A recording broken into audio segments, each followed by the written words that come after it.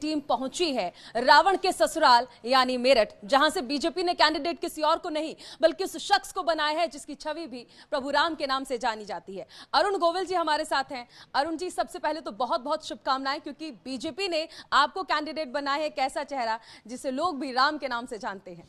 बहुत बहुत धन्यवाद आपका शुभकामनाओं के लिए। अच्छा, सबसे पहला सवाल यह है कि क्योंकि आपको यहां से कैंडिडेट बनाया गया है, कैसा लग रहा है और कितनी चुनौतियां आपको लगती हैं, क्योंकि एक अभिनेता से नेता के सफर पर आप निकल चुके हैं।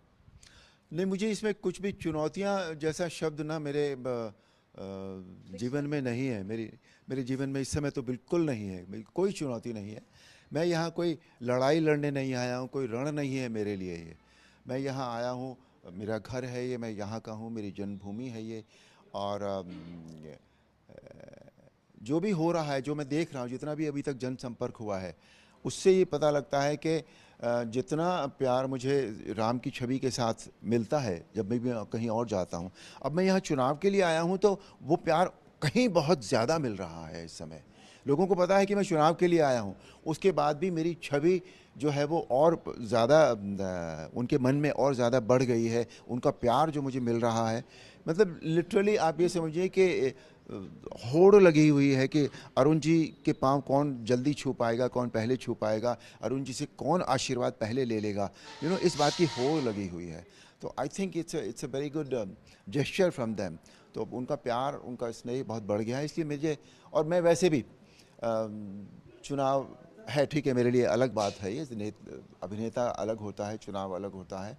और राजनीति में उतरने की बात जहाँ तक लोग मुझसे पूछते हैं, तो मेरे लिए मैं राजनीति न तो जानता हूँ न मैं करूँगा, न मैं करना चाहता हूँ न मैं करूँगा। मैं यहाँ सिर्फ आया हूँ तो मैं यहाँ सिर्फ काम करूँगा, कुछ जो यहाँ के लोगों के लिए होगा। मेरे लिए कोई काम मुझे आवश्यकता नहीं है बिल्कुल भी। तो यहाँ के लोगों के लिए जो मैं कर सकता हूँ वो करूँगा, और वही करने के लिए मैं यहाँ आया हूँ।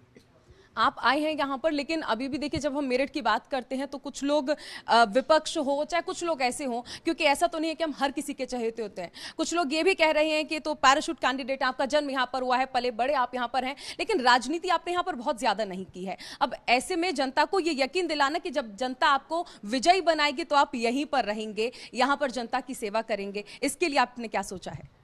नहीं, ये तो समय ही बता सकता है ना कि मैं यहाँ रहूँगा या नहीं रहूँगा। ये बताइए, मैं यहाँ कुछ, मैंने एज आई सेड इट, मैं यहाँ कुछ लेने नहीं आया, मुझे यहाँ से कुछ नहीं चाहिए, तो मुझे यहाँ से जाने की ज़रूरत क्यों पड़ेगी?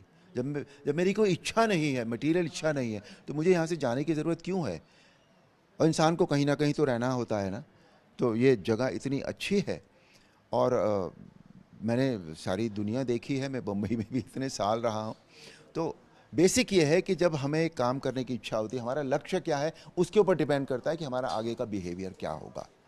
मैं ऑलरेडी कह चुका हूँ, इतने जनसंपर्क जो सभाएं हुई हैं उनमें मैं ये कह चुका हूँ कि मैं यहाँ के लोगों के लिए कभी भी ये महसूस नहीं होगा कि अरुण गोविल हमें अवेलेबल नहीं है। मैं यहाँ अवेलेबल रहूँगा।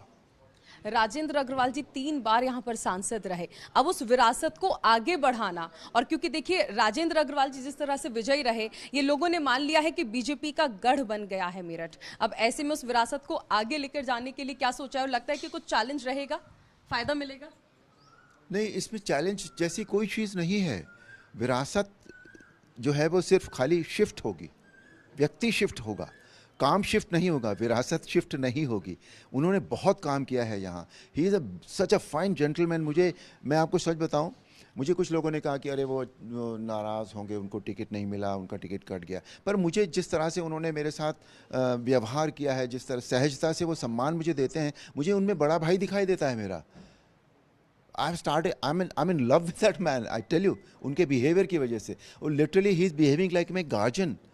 मुझे बहुत अच्छा लग रहा है। और उनकी एज आई टेल इट कि व्यक्ति बदल जाता है, विरासत नहीं बदलती, काम नहीं बदलता, उसकी दिशा नहीं बदलती, तो कोई मुश्किल नहीं होगी इसमें ऐसी।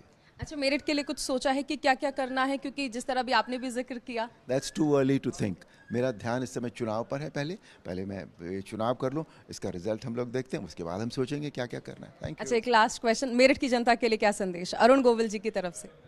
जितना प्यार, जितना स्नेह आपने आज तक मुझे दिया है, मुझे पूरी उम्मीद है कि इस चुनाव में भी देंगे।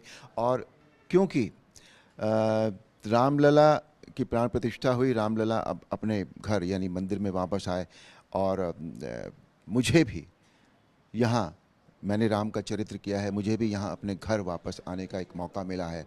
तो यहाँ से जो जीत होगी, जो जीत होनी चाहिए, और वो आप कराएंगे जिनसे मैं आपसे बातें कर रहा हूँ जो, तो यहाँ से जो जीत है वो रिकॉर्ड जीत होनी चाहिए। एक किसी का रिकॉर्ड तोड़ने की बात नहीं होगी। यहाँ से इस चुनाव में ये सीट से एक रिकॉर्ड बनना चाहिए जो हिंदुस्तान का रिकॉर्ड होना चाहिए।